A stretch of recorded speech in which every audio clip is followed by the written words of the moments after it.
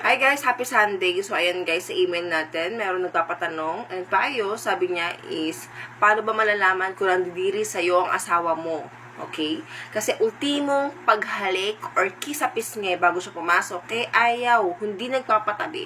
Okay, unang-una guys, sasabihin ko sa inyo, ang babae, isa yan sa pinapakitang sign na nandidiri siya, pag once na ayaw na magpagalaw sa'yo ng babae.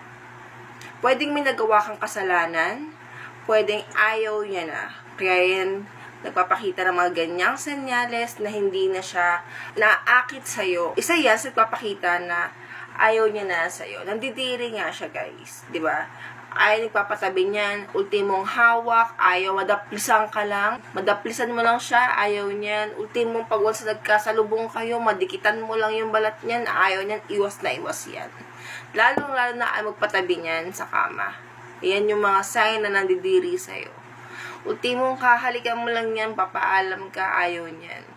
Kung bakit, ikaw ang makakaalam yan. Pwedeng may kasalanan kang nagawa, pwedeng matindi yung kasalanan mo, may problema kayo, diba?